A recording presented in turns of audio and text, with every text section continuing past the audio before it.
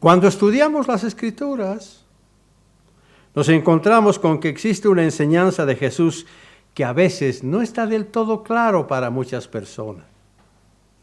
Y por eso, tal vez, si no se entiende, podría ser hasta mal interpretado.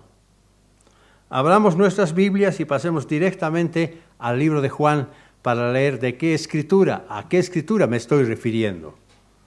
Juan capítulo 12, versículos 23 al 26. Juan capítulo 12, versículos 23 al 26.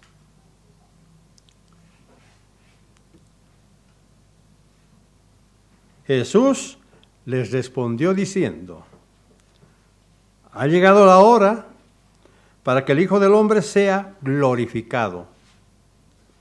De cierto os digo, si el grano de trigo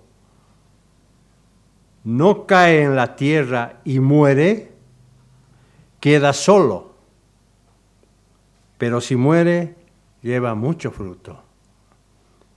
Ese es el título de este mensaje. Si el grano de trigo no cae en la tierra y muere, queda solo. Pero si muere, lleva mucho fruto. El que ama su vida, la perderá. Y el que aborrece su vida en este mundo, para vida eterna la guardará. Si alguno me sirve, sígame. Y donde yo estuviere, allí también estará mi servidor. Si alguno me sirviere, mi Padre le honrará. En la iglesia yo pienso que todos estamos siguiendo a Jesucristo porque Él es la cabeza de la iglesia. ¿Por qué Jesús dijo, si el grano de trigo no cae en la tierra y muere, queda solo? Pero si muere, lleva mucho fruto. ¿Por qué dijo eso Jesús? ¿Qué tenía en mente el carpintero de Nazaret cuando dijo esto? ¿Cómo podemos entender nosotros esta enseñanza de Jesucristo? ¿Acaso su muerte no habría sido desconcertar a sus seguidores? Porque mucho más sabiendo que las Escrituras dicen que el Mesías habría de establecer un reino para siempre. Pero de pronto dice que va a morir. ¿Qué es esto? ¿Cómo lo habrán tomado los seguidores de su tiempo? ¿Habrán quedado decepcionados por esto? ¿Cómo debemos entenderlo nosotros? Recordemos que al empezar su ministerio, cuando Jesús se encontraba en las bodas de Caná, ahí nomás, después de que llamó unos cuantos seguidores y se fue a las bodas de Caná, le dio una extraña respuesta a su madre María. Juan capítulo 2 y versículo 4. Juan capítulo 2 y versículo 4.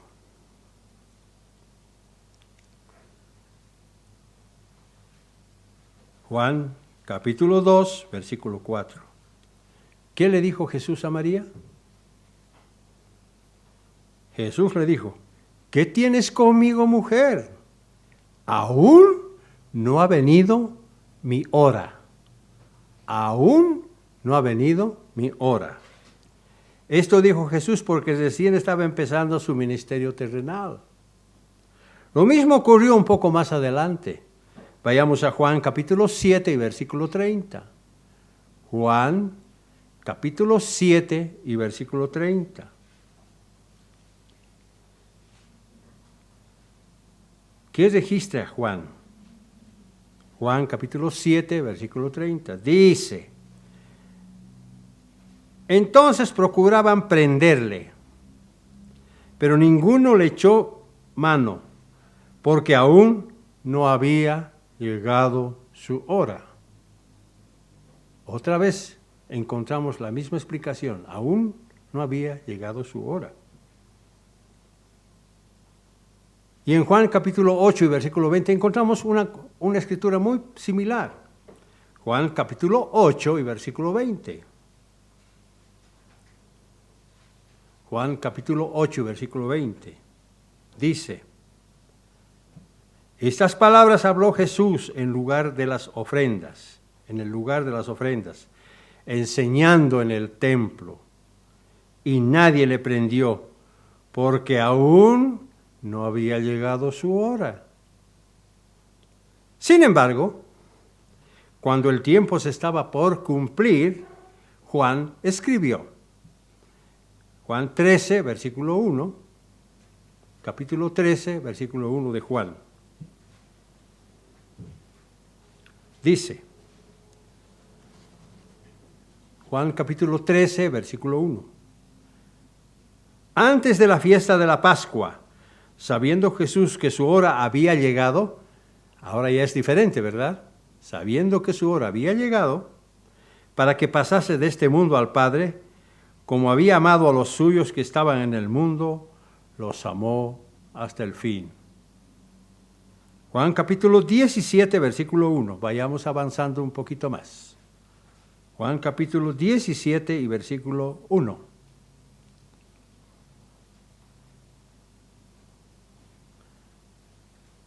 Aquí estamos en medio de la ceremonia de la Pascua y Jesús dice, estas cosas habló Jesús, Juan 17, versículo 1, y levantando los ojos al cielo dijo, Padre, la hora ha llegado, glorifica a tu Hijo para que también tu Hijo te glorifique a ti.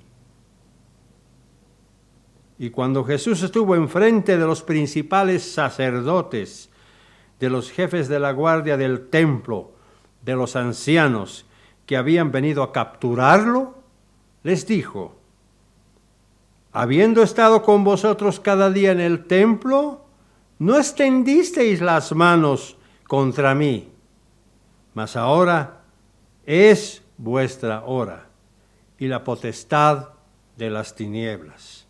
Lucas 22, 53.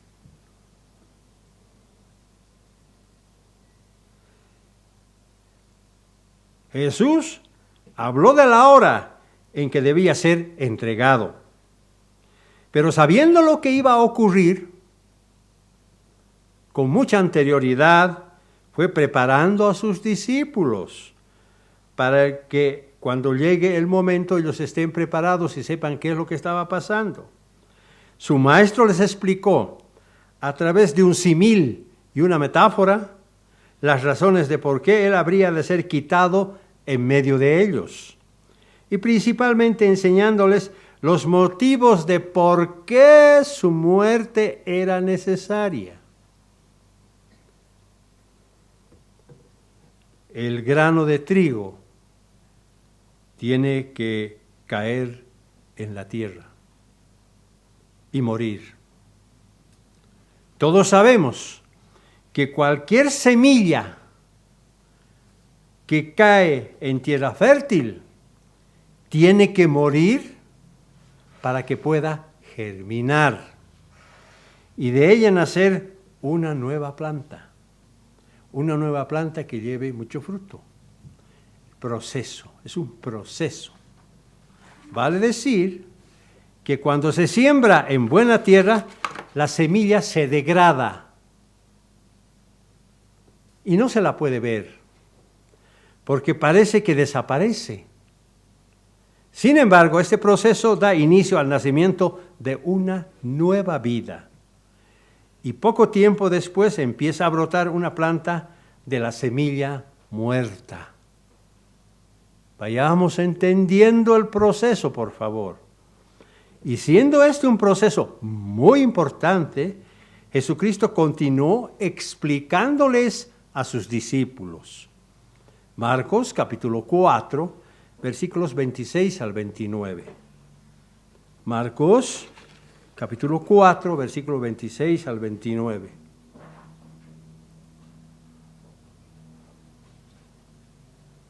Fíjense lo que dice Jesucristo. Decía además, Marcos 4, 26 al 29. Decía además, así es el reino de Dios, como cuando un hombre echa semilla en la tierra y duerme y se levanta de noche y de día, y la semilla brota y crece sin que él sepa cómo. Sin que él sepa cómo. Porque de suyo lleva fruto la tierra. Primero hierba, luego espiga, después grano lleno en la espiga. Y cuando el fruto está maduro, enseguida se mete la hoz, porque la siega ha llegado. Estos pequeños versículos tienen un contexto extraordinario, extraordinario. Por supuesto que Dios es el autor de este maravilloso proceso, claro. Por mucho que varios científicos eruditos del mundo no pueden explicar este proceso, no lo pueden explicar. ¿Por qué la semilla muere, germina y sale una planta? No lo pueden explicar. Pero Jesús nos hace entender que cuando la semilla cae en buena tierra y muere, después lleva mucho fruto, para que más tarde se produzcan olas de grano dorado en medio de un mar de trigo. De una semilla de apenas se produce todo esto. Este es un proceso extraordinario que tiene un contexto espiritual profundo. ¿Y nosotros qué pensamos que es mejor? ¿Un grano solo sobre una mesa vacía? ¿Sí? ¿O una abundante cosecha después que el grano cayó en tierra y murió? ¿Qué pensamos? Pero Jesús nos hace entender que cuando la semilla cae en buena tierra y muere, después llevará mucho fruto para que más tarde se produzcan, como dije, olas de grano dorado en medio de un mar de trigo.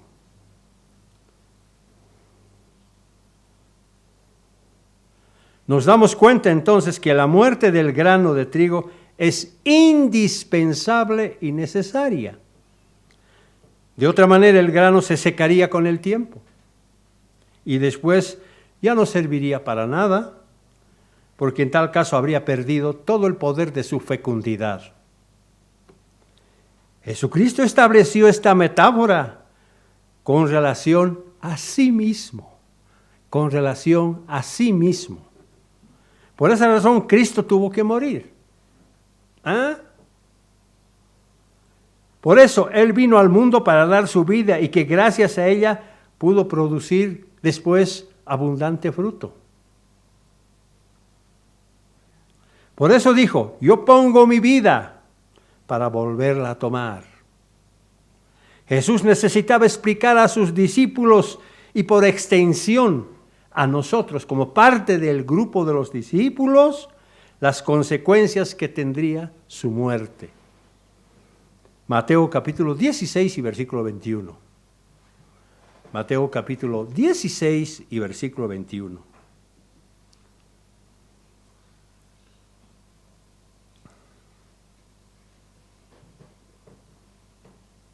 Jesucristo no se cansaba de explicarles, de hacerles entender a sus discípulos todas estas cosas que son tan importantes. Mateo capítulo 16 y versículo 21 dice, desde entonces comenzó Jesús a declarar a sus discípulos que le era necesario ir a Jerusalén y padecer mucho de los ancianos, de los principales sacerdotes y de los escribas, y ser muerto y resucitar al tercer día. Pero ¿por qué razón? ¿Por qué razones era necesaria su muerte? Lo vamos a explicar ahora a través de algunos puntos. Primera razón.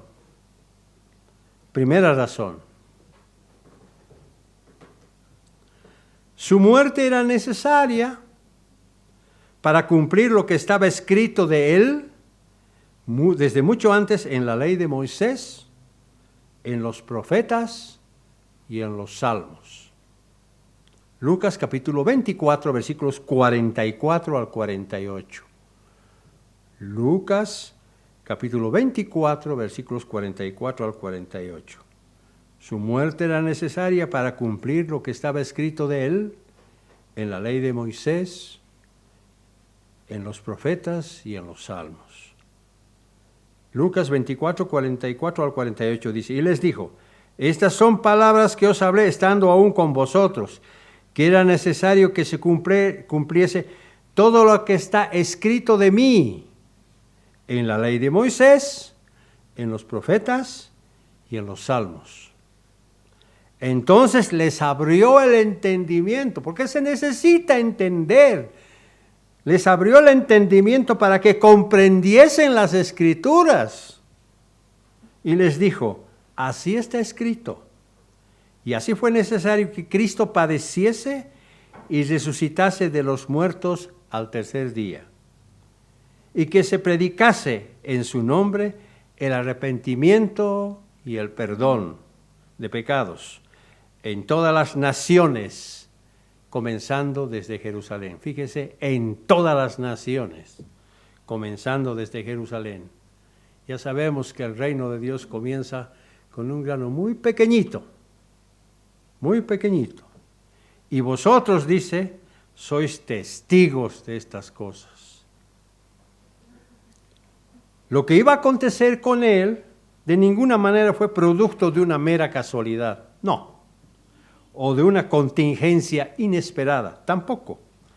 Sino que Dios mismo lo había planificado de esa manera desde antes que el mundo fuese. Nosotros también somos testigos de estas cosas, porque Dios también nos ha abierto el entendimiento para entender las razones de su muerte. Porque si no fuera así, no estaríamos reunidos aquí y mucho menos nos estaríamos alimentando con panes sin levadura. Por eso escribe el profeta lo siguiente, Oseas capítulo 6 y versículos 1 al 3. Oseas capítulo 6 y versículos 1 al 3. Dice, Oseas capítulo 6, versículos 1 al 3. Venid y volvamos al Eterno, porque Él arrebató y nos curará, hirió y nos vendará. Nos dará vida después de 2 días, y en el tercer día nos resucitará, y viviremos delante de Él, y conoceremos y proseguiremos en conocer al Eterno, como el alba está dispuesta a su salida, y vendrá a nosotros como la lluvia tardía y temprana de la tierra. Extraordinaria la inspiración que tuvo el profeta Oseas. Él nos muestra que gracias a su resurrección, habríamos de vivir en la casa de Dios. Está hablando de la resurrección de Jesucristo, por si acaso. Habríamos de vivir en la casa de Dios, siendo regados para siempre del agua de vida, la cual es como los manantiales que no terminan nunca de la lluvia temprana y tardía que ocurría en tiempos de Israel. Esa es la primera razón. Segunda razón. ¿Por qué tuvo que morir Jesucristo? Su muerte era necesaria para eximirnos de la segunda muerte. Su muerte era necesaria para eximirnos de la segunda muerte. Por eso fuimos rescatados en medio del pecado en que nos encontrábamos. Y de esa manera, Él nos libró para siempre de la muerte eterna.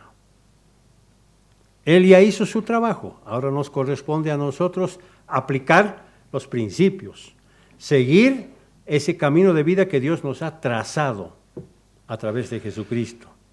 Primera de Pedro, capítulo 1 y versículo 18. Primera de Pedro, capítulo 1 y versículo 18.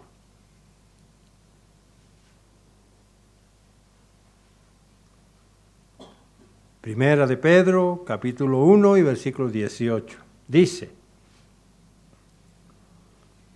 sabiendo que fuisteis rescatados de vuestra vana manera de vivir, rescatados de vuestra vana manera de vivir, la cual recibisteis de vuestros padres, no con cosas corruptibles como oro o plata,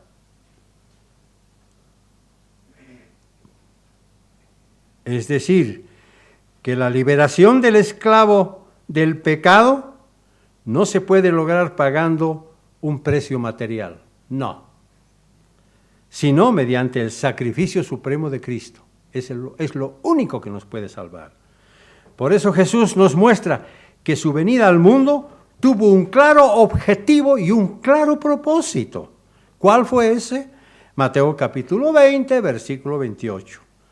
Mateo capítulo 20 y versículo 28.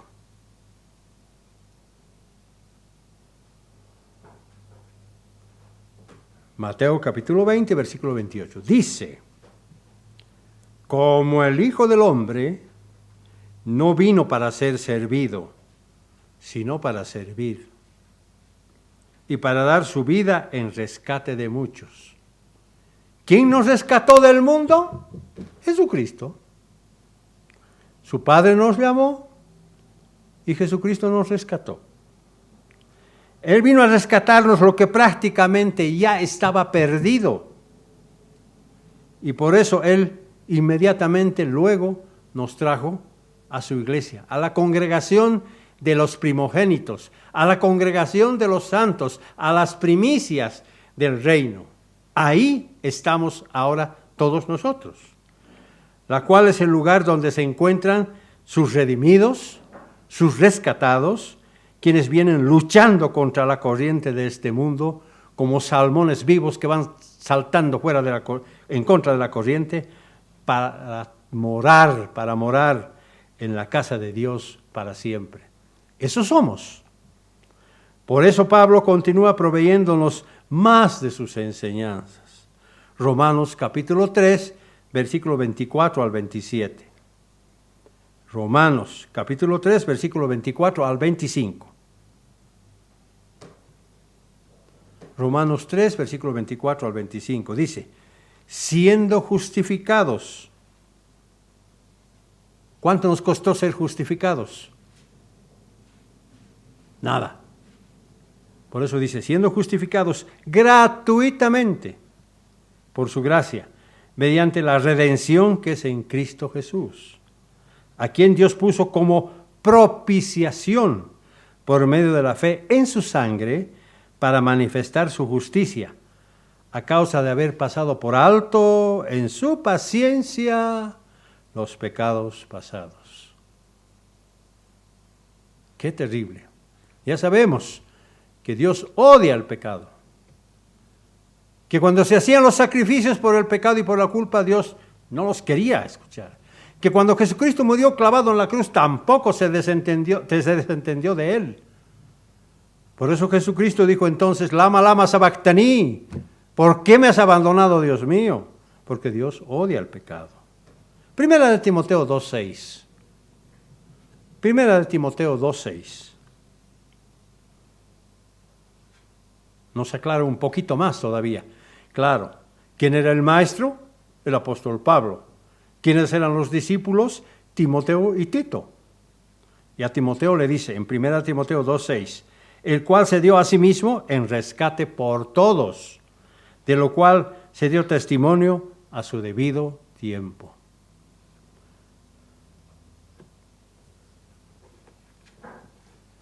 Yo creo que algunas veces nosotros fuimos testigos de actos heroicos.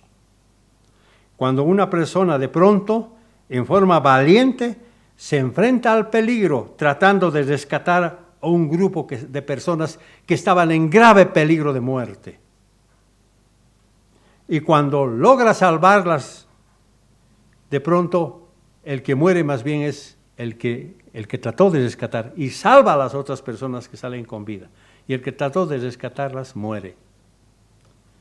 ¿Cuánto más debemos valorar en este último día de panes sin levadura a nuestro hermano mayor Cristo Jesús, quien ofreció su propia vida en la plenitud de su juventud para rescatarnos de la muerte, no solo a nosotros, sino a toda la humanidad? ¿Cuánto más? ¿Cuánto más debemos agradecer? ¿Cuánto más debemos ser reconocidos? Por eso es muy lamentable que el mundo no haya entendido el mayor acto heroico que tuvo que ver con Jesús para rescatar de la muerte eterna a toda la humanidad. Y pensar que la humanidad no lo entiende así. Pensar que la humanidad vive libre en libertad, libertad que es libertinaje. Solo el Hijo de Dios pudo sacrificarse de esa manera por amor a su creación. ¿Cuánto le habrá dolido a Dios Padre sacrificar a su Hijo? ¿Se acuerdan lo que pasó con Abraham y con su hijo Isaac? Cuando no había lugar, no había una ovejita para sacrificar, se lo llevó a su hijo. Puso la leña y lo puso a su hijo. Entonces él alzó la daga y quiso matar. Entonces Dios le dijo a Moisés, Abraham, Abraham, detente, porque ahora sé que temes a Dios. Abraham no sufrió la muerte de su hijo, pero Dios sí. Solo el Hijo de Dios pudo sacrificarse de esa manera por amor a su creación. Tercera razón de por qué Cristo tuvo que morir. Tercera razón de por qué Cristo tuvo que morir.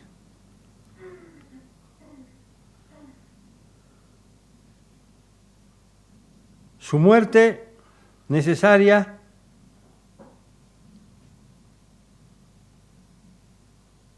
se realizó porque Él pagó un alto precio con su sangre en favor de sus llamados, sacándolos del sistema de este mundo, para que mediante el proceso de perfección y santificación puedan ser hallados dignos de participar de la eterna gloria como su familia espiritual para siempre. Él pagó un alto precio. Hechos capítulo 20, versículo 28. Hechos capítulo 20, versículo 28.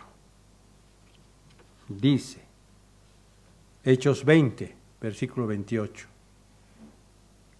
Por tanto, mirad por vosotros y por todo el rebaño en que el Espíritu Santo os ha puesto por obispos, es decir, por maestros, para apacentar la iglesia del Señor, la cual Él ganó por su propia sangre.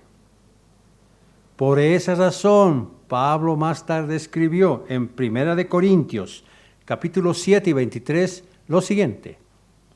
1 Corintios, capítulo 7, versículo 23, lo siguiente.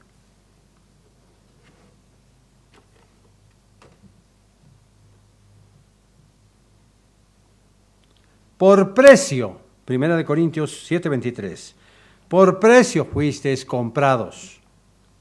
Por tanto, no os hagáis esclavos de los hombres. Es decir, una vez que aceptamos ser la novia de Cristo, nosotros quedamos comprometidos ante nuestro novio Jesucristo para siempre. Y ahora estamos ansiosos de celebrar las bodas del Cordero en su venida. Estamos esperando solamente su venida para consumar ese matrimonio espiritual entre su iglesia y Cristo. 1 Corintios capítulo 6 y versículos 14 al 17. 1 Corintios capítulo 6, versículos 14 al 17.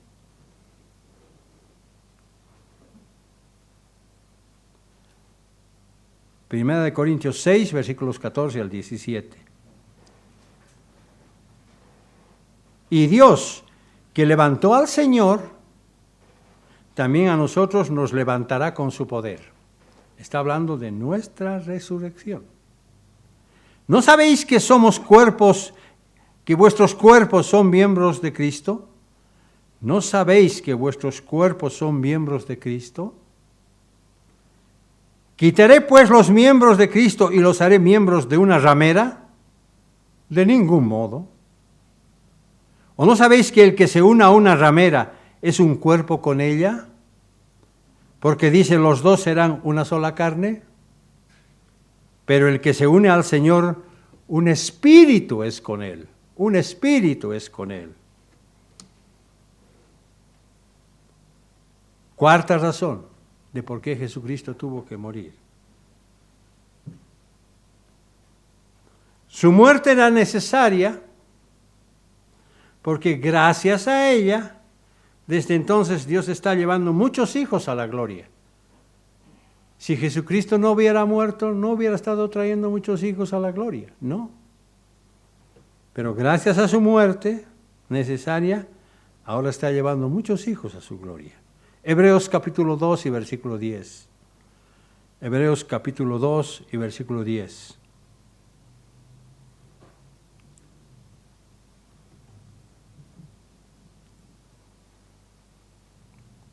Hebreos capítulo 2 y versículo 10. Porque convenía a aquel por cuya causa son todas las cosas, y por quien todas las cosas subsisten, que habiendo de llevar muchos hijos a la gloria, perfeccionase por aflicciones al autor de la salvación de ellos. Increíble esto. Esta escritura es muy profunda. ¿Por qué Cristo sufrió tanto? Perfeccionase por aflicciones al autor de la salvación de ellos.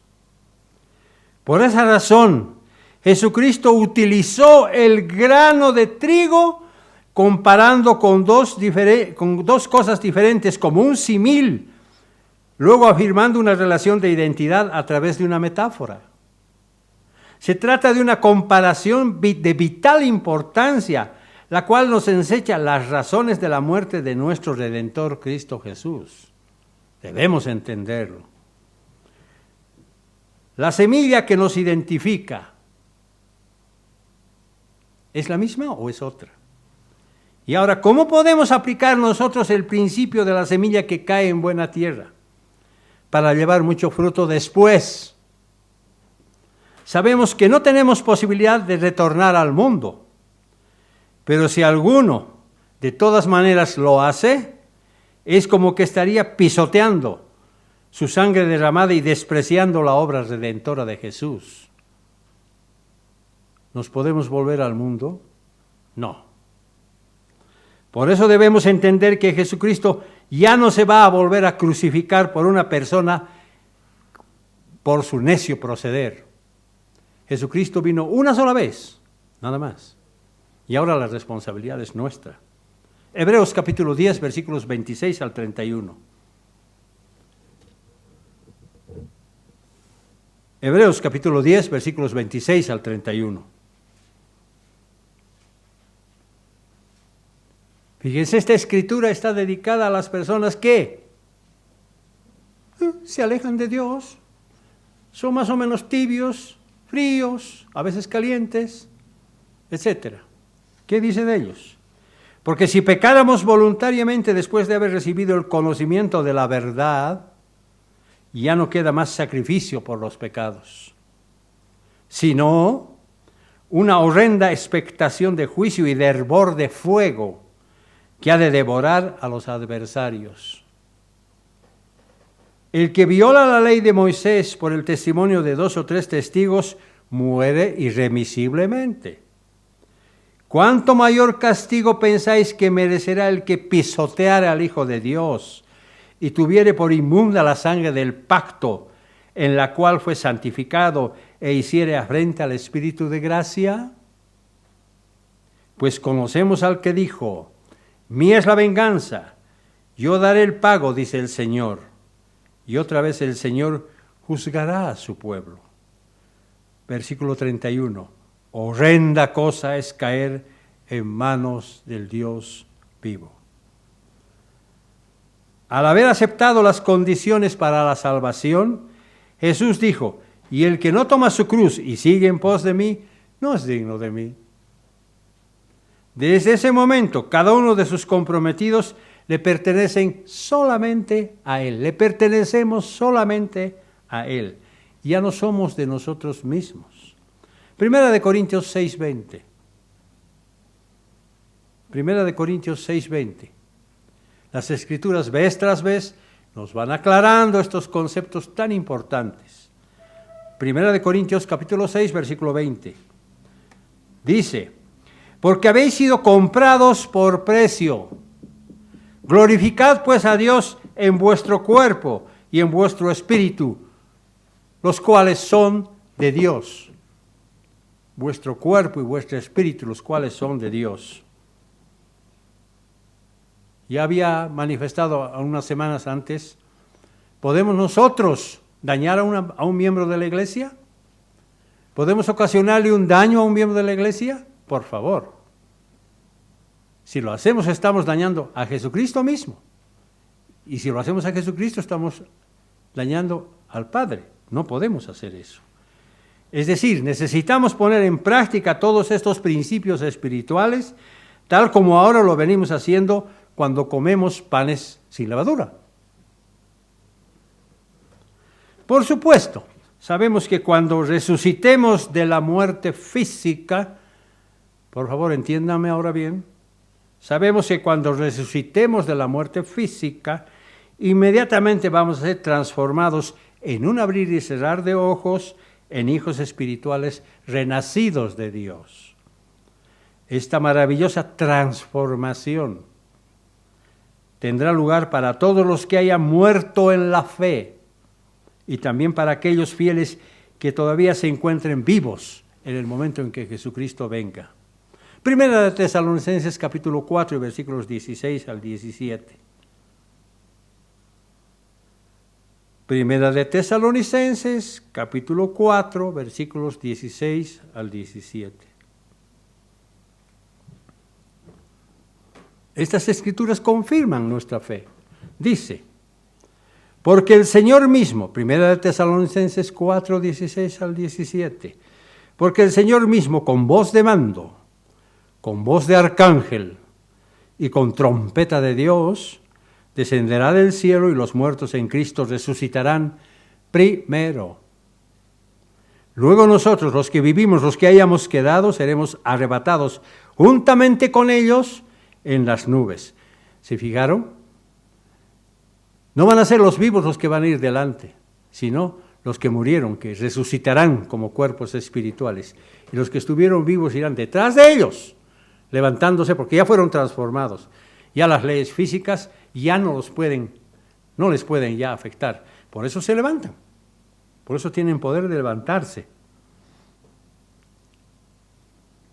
Dice, para recibir al Señor en el aire, en las nubes.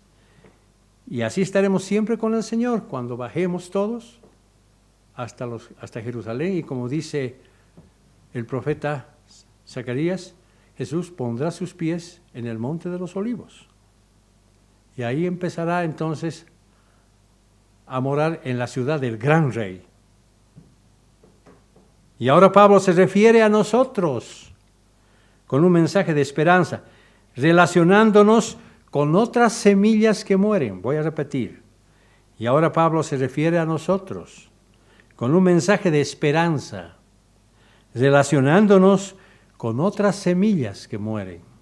Primera de Corintios capítulo 15, versículos 35 al 41. Primera de Corintios capítulo 15, versículo 35 al 41. No se olviden lo que ya hablé en el sermoncillo. No se olviden lo que dije de Jesucristo. Ahora entiendamos esto. Primera de Corintios 15, versículos 35 al 41. Dice, pero dirá alguno, ¿cómo resucitarán los muertos? ¿Con qué cuerpo vendrán? Necio, lo que tú siembras no se vivifica si no muere antes. Por favor, entendamos esto. Necio, lo que tú siembras no se vivifica si no muere antes. Ahora viene la explicación. Versículo 37. Y lo que siembras no es el cuerpo que ha de salir, claro, sino el grano desnudo, ya sea de trigo o de otro grano. Pero Dios le da el cuerpo como Él quiso, a cada semilla su propio cuerpo. No toda carne es la misma carne, está comparando, sino que una carne es la de los hombres, otra carne de las bestias, otra de los peces y otra de las aves. Hay diferencia. Por supuesto, no nos está comparando con animales, simplemente está tratando de haceros entender la diferencia. Versículo 40, hay cuerpos celestiales y cuerpos terrenales, pero una es la gloria de los celestiales y otra la de los terrenales. Una es la gloria del sol y otra la gloria de la luna, y otra la gloria de las estrellas, pues una estrella es diferente de otra en gloria. ¿Estamos entendiendo lo que está diciendo ahora? Pablo dice que Dios dio a cada semilla su propio cuerpo. Luego, si un día todos vamos a tener la misma esencia espiritual, sin embargo, cada uno va a ser diferente del otro.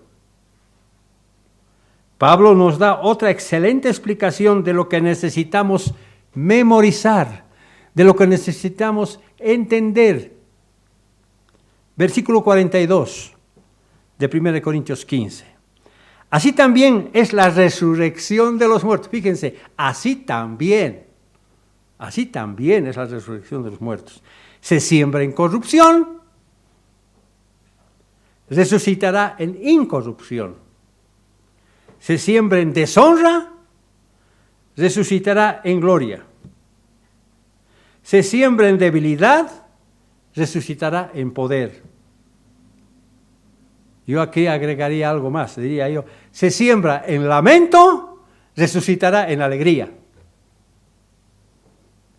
Se siembra cuerpo animal, resucitará cuerpo espiritual. Hay cuerpo animal y hay cuerpo espiritual.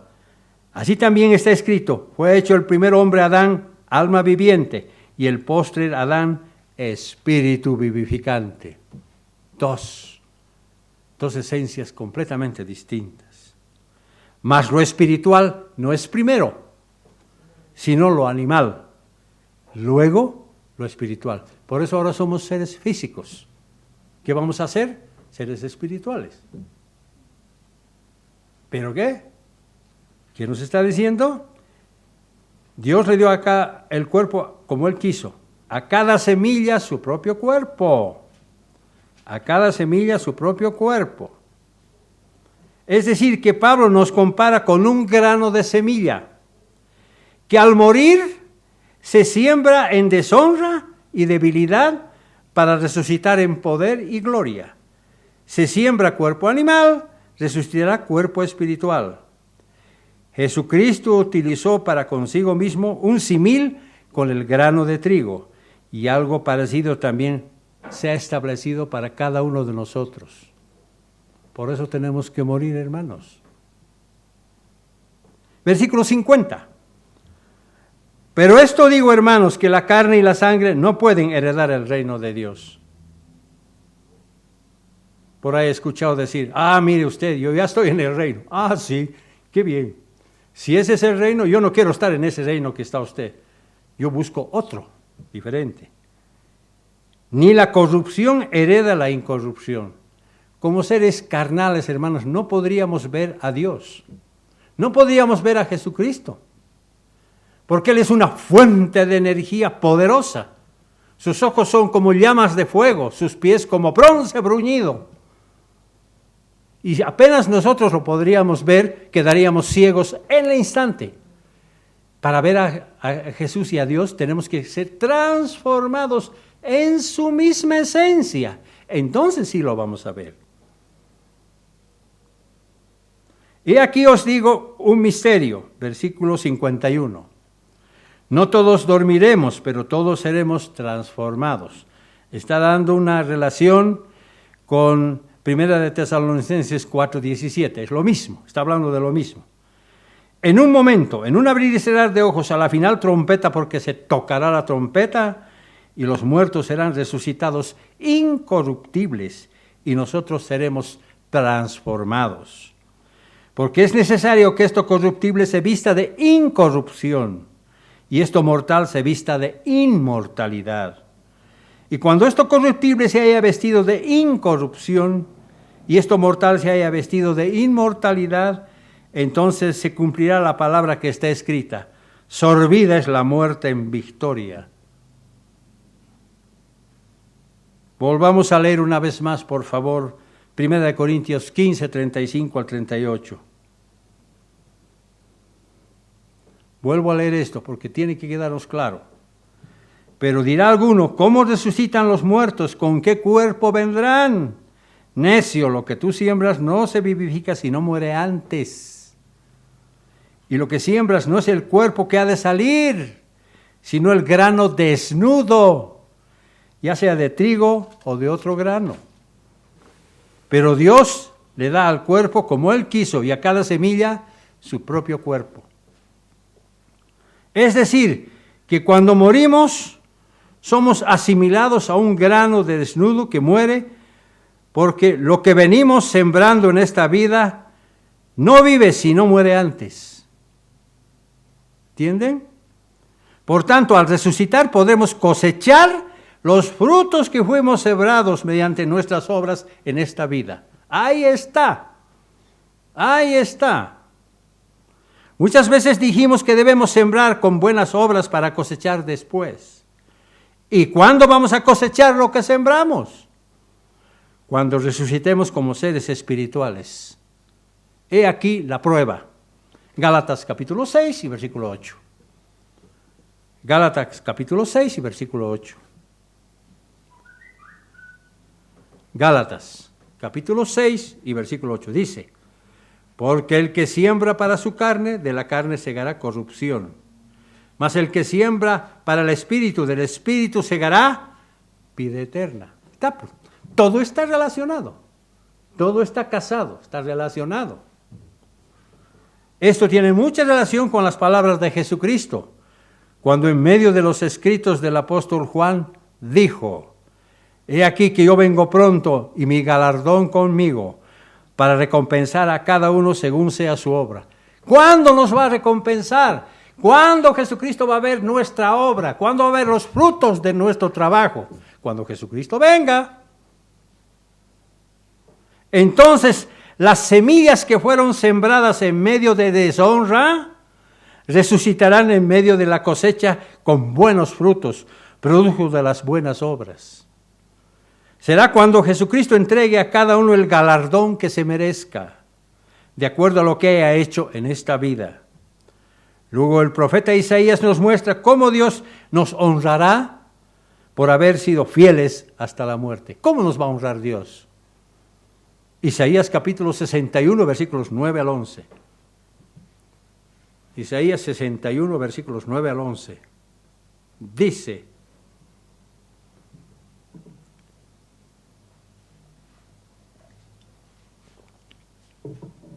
Isaías 61, versículos 9 al 11, dice: y la descendencia de ellos, ¿de quiénes? De nosotros, pues. Y la descendencia de nosotros, es decir, nuestros hijos, será conocida entre las naciones. Ya no será Israel, ya no será la iglesia, sino será conocida entre todas las naciones.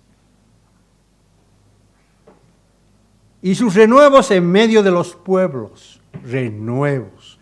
¿Qué es un renuevo? Algo que nació de nuevo, ¿verdad? ¿Verdad? O sea, en el reino van a haber seres físicos, van a haber hijos, van a haber seres que nazcan. En medio de los pueblos. Todos los que los vieren, la muchedumbre, la gran cantidad de personas, las naciones, reconocerán que son linaje bendito del Eterno.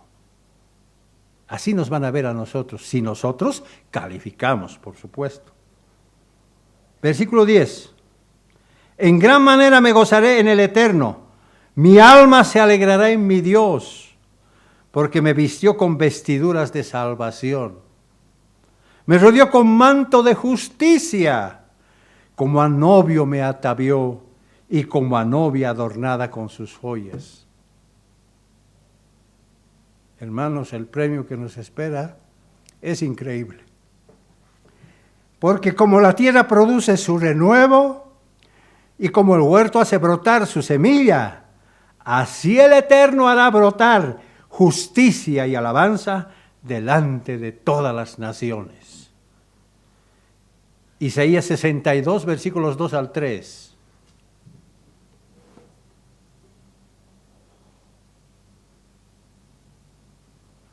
Fíjense lo que ahora dice la Escritura de nosotros, pero no de todos nosotros, ojalá de todos, sino de los que califiquemos, de los que entremos, de los que seamos perseverantes, de los que vayamos creciendo, de los que no demos un pie atrás, sino siempre adelante. Isaías capítulo 2, versículos 2 a 3 dice, entonces verán las gentes tu justicia. Entonces verán las gentes tu justicia. Y todos los reyes tu gloria. Y te será puesto un nombre nuevo que la boca del Eterno nombrará. ¿Acaso no dice lo mismo Apocalipsis? Claro. Dios nos va a dar un nombre nuevo, una característica que seguro va a tener que ver con lo que vamos a hacer por toda la eternidad. Versículo 3. Y serás corona de gloria. Por favor. Y serás corona de gloria en la mano del Eterno. Y diadema del reino, un precioso adorno, un tesoro, una joya que va a estar aquí en el corazón de Jesús, en la mano del Dios tuyo. Eso es lo que nos espera, hermanos. Y esa es la razón de nuestra vida y por qué tenemos que vivir, tenemos que morir para resucitar y recibir nuestro galardón y para producir fruto, exactamente como ocurrió con Jesucristo. Por eso la Escritura dice que Él es el primogénito entre muchos hermanos. Esa es la razón. En conclusión, por eso el apóstol Pablo, inspirado por el Espíritu de Dios, escribió, pues si vivimos, para el Señor vivimos. Y si morimos, para el Señor morimos. Así pues, sea que vivamos o que muramos, del Señor somos. Esto solamente puede decir un miembro fiel de la iglesia, no el mundo. Por eso ya muchas veces he dicho que la Biblia no está escrita para el mundo. La Biblia está escrita para Israel físico y para Israel espiritual. Es como una carta que si yo le mando a una X persona, si leo la carta para esa X persona, no voy a entender mucho. ¿Por qué? Porque las cosas que dice son para esa persona. Exactamente igual la Biblia es para nosotros. Pues sea que vivamos o que muramos, del Señor somos.